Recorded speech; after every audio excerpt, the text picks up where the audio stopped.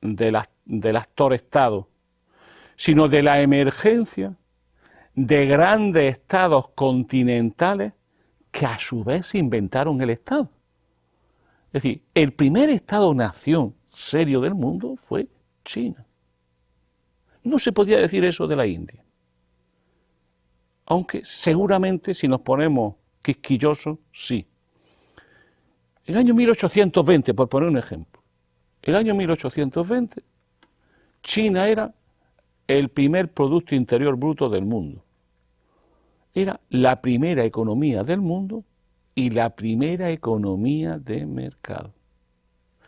Y un Estado que llevaba siglos existiendo como Estado. Pero igual Vietnam, igual Corea, igual Corea. Advierto hoy, para los españoles que me puedan escuchar y ver, que este año Corea del Sur acaba de adelantar a España en Producto Interior Bruto y ya el 13 país del mundo en Producto Interior Bruto ya es Corea, un pequeño país de 40 millones de habitantes que tiene el tamaño más o menos creo que de Andalucía, si no me falla la memoria. Desde ese punto de vista, el Estado es un actor que siempre ha existido. China ya fue una gran potencia. El problema es saber por qué esa gran potencia dejó de serlo. Y lo que dejó de serlo fue por una razón muy importante.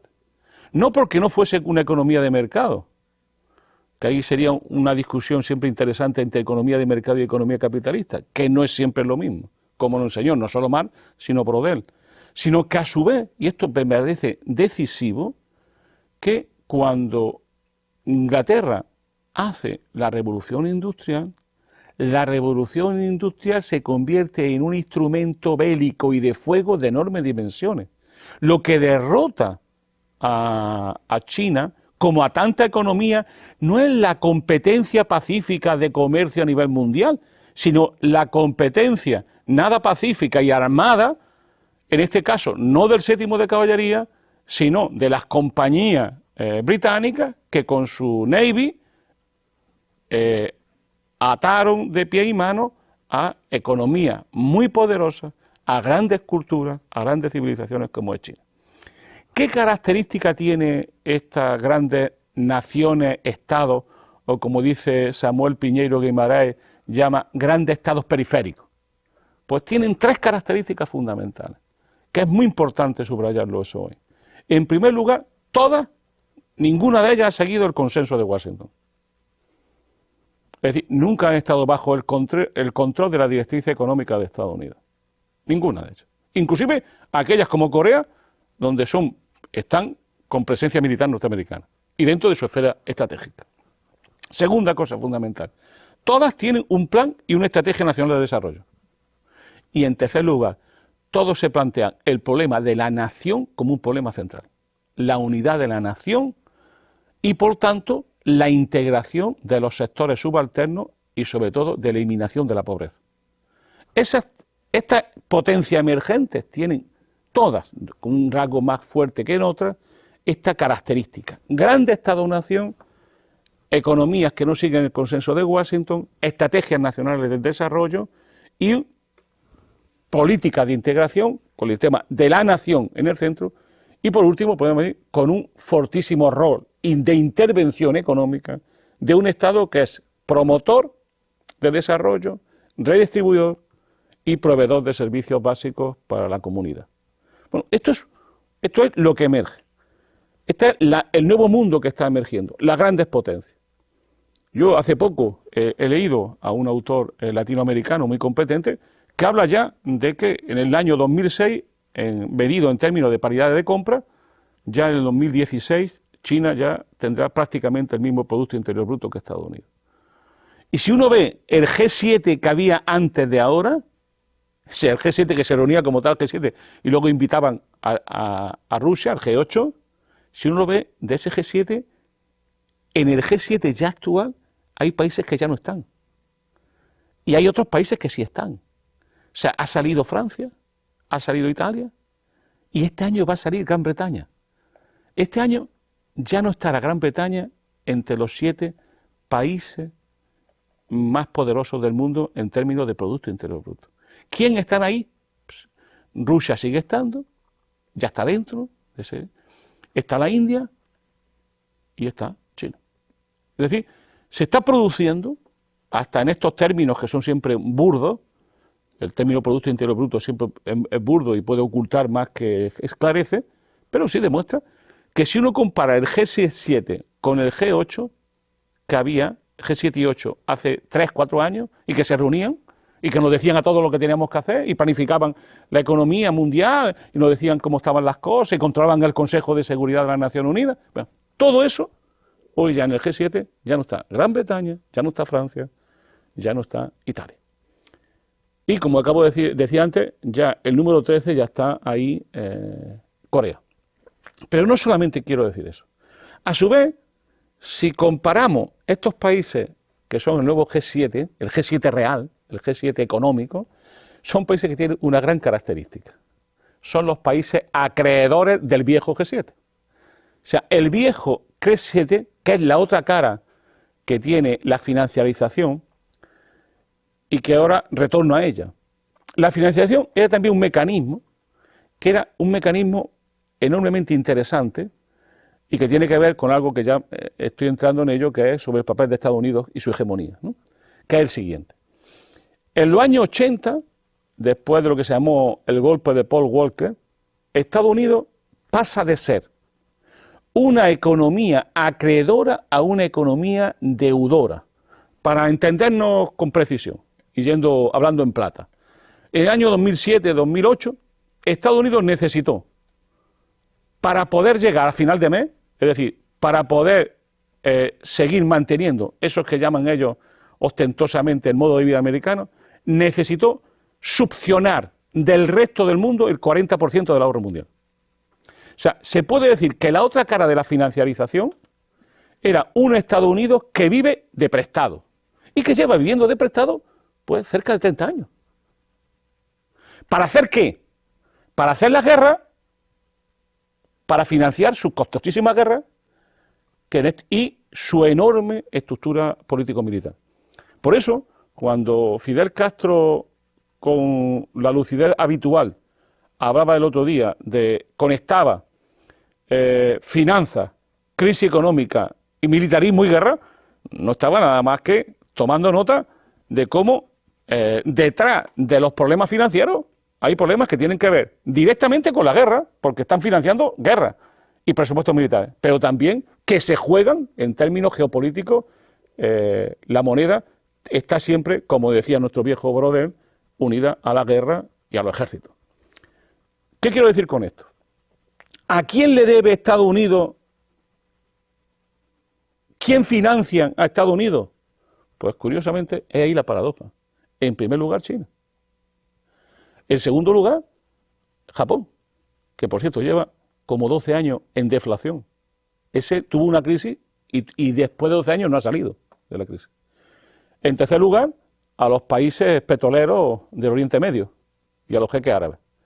Y en cuarto lugar, a Rusia. O sea, todos esos países están financiando indirectamente todas las guerras que hace Estados Unidos y que tienen que ver con sus déficits monstruosos, sus déficits por cuenta corriente, su déficit fiscal, que es monstruoso, y que en gran parte, como se ha demostrado empíricamente, todos los déficits norteamericanos tienen que ver con sus políticas militares.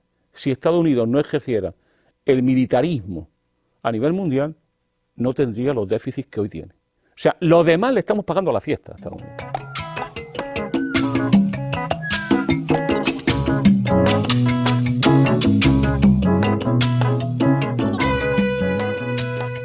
Si mal no recuerdo, Manuel, cuando terminábamos nuestra discusión anterior, tú no habías cumplido tu promesa, porque tú habías anunciado pasar a un examen de la geopolítica actual, pero en realidad terminamos en una discusión sobre la geoeconomía actual.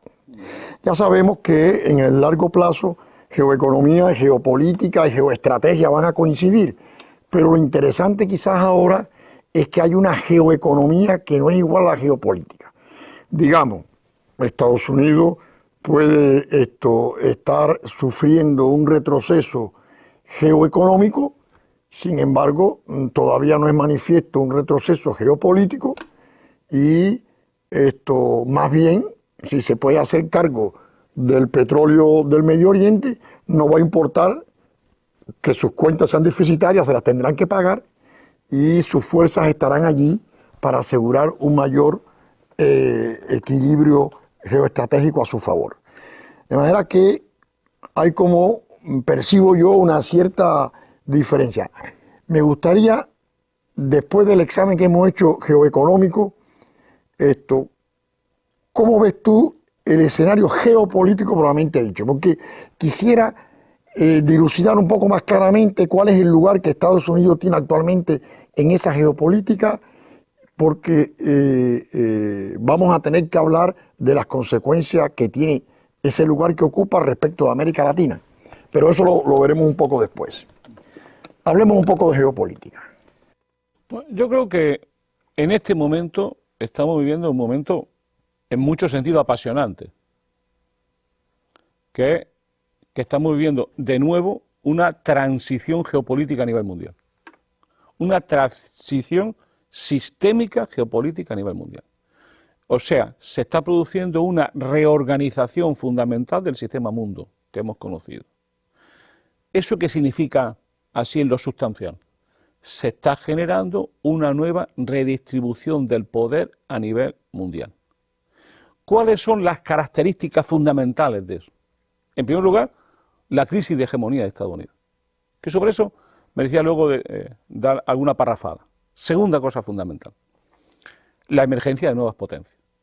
Los llamados BRIC, o sea, Brasil, Rusia, India, China, pero no solamente ellos, algunos llaman del BRIC más 3, es decir, Turquía, Indonesia, Corea. Es decir, hay todo un mundo de potencias nuevas, en el sentido de que están actuando como tales potencias, ya a nivel mundial, que están planteando un desafío a la potencia hegemónica, a las potencias hegemónicas, que como todos sabíamos eran unas potencias hegemónicas trilaterales, es decir, era un centro que era Estados Unidos, un segundo arco que era Europa, más Japón, que articulaban el poder a nivel mundial y que eran el centro del dispositivo hegemónico, a nivel, lo que Piñero Guimarães llama la estructura hegemónica.